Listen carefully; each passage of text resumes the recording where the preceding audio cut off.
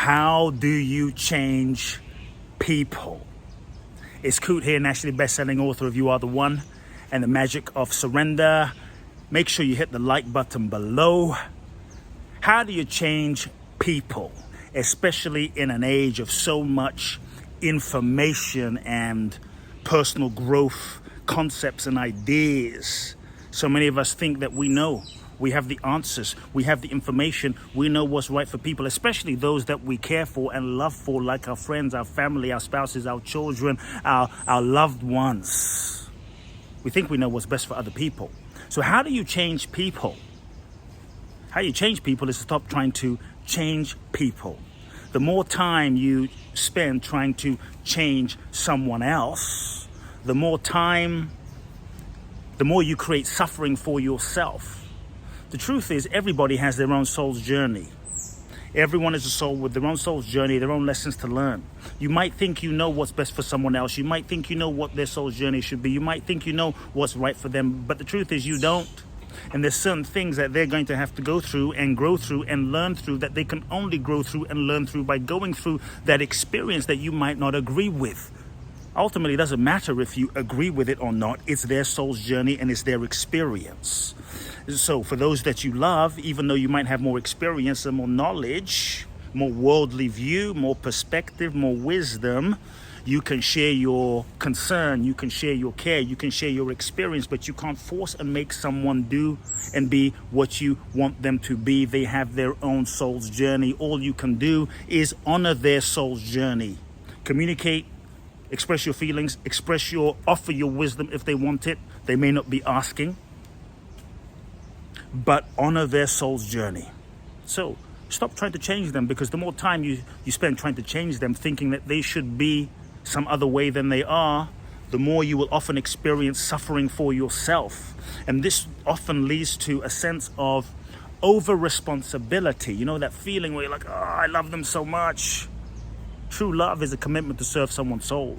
And sometimes serving someone's soul is leaving them alone. Sometimes serving someone's soul is just sitting on the sideline and being a loving support. Sometimes serving someone's soul is just loving them unconditionally and supporting them from afar as you allow them to fall down. Because people often only grow and learn and evolve when they make mistakes and they're forced to face the consequences of their actions. But if you're always there picking them up, if you're always there doing for them what they should be doing for themselves and preventing them from learning their own lessons, you will enable them. You don't truly allow them to grow. You are not affirming your belief in their true capacity. You're affirming your belief, that your non-belief in them, right? And sometimes when you try to change them to the point, to be something to the point, not only are you being over-responsible, but technically we could say you might be taking on some of their karma in terms of learning the lessons that they need to learn for themselves. It takes tremendous love to stop trying to change people. Realize everyone has their soul's journey and accept that journey, even if you don't agree. And even though you don't agree with their behavior, see who they are, see who their soul is. Remember who their soul is, even when they're acting in a way that you don't agree with. That might mean you have to distance yourself. That might mean you have to make certain choices now that you don't want to make in terms of renegotiating how you're going to interact with them. And many times we try to change other people so that we don't have to face the inevitable, painful challenge of having to step back or having to no longer associate with that person, because we're afraid that if I really accept who that person is, I can no longer be in relationship with them. If I really accept who that person is, we'll no longer have a connection, a relationship, or be friends. And so sometimes trying to change someone can be a sneaky, well-intended, but sneaky form of control. Because if I can control them to be what I think they should be for their best interests, then we don't have to break up. We don't have to lose the connection. Stop trying to change them. It's not your job. It was never your job. If you want to truly change someone, first change yourself.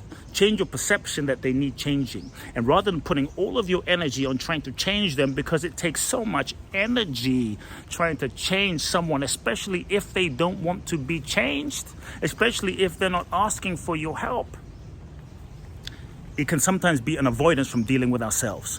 And so instead of trying to change them, putting all that energy into them, put that energy into yourself and be the best version of you that you can be. Live your truth. Create a life that is healthy, happy, fulfilled, vibrant, full of abundance and joy. Let your life and the fruit of your life be the proof of what you believe. And so that your life now becomes a living example. And so your life becomes the inspiration and invitation for those around you. So now you don't have to go out and change them. Now, just by you living your life and being the example and letting your life speak and be the message, people come to you and ask you, what are you doing? Can I get your advice? Can you help me change? That is true leadership. Folks, if you enjoyed today's blog, click the like button below. And that is true leadership. Changing people is not simply telling them what to do and giving them advice and trying to control them to be what you think they should be. True leadership and truly changing other people comes through you changing yourself. Your life becomes the possibility. Your life becomes the message. Your life then becomes the invitation without your words, because who you're being is so inspiring that naturally they're gravitated towards you without even asking. And when they come to you, they're open. When they're open, they're available. Then when you speak, what you say will have impact. Now they're ready to change.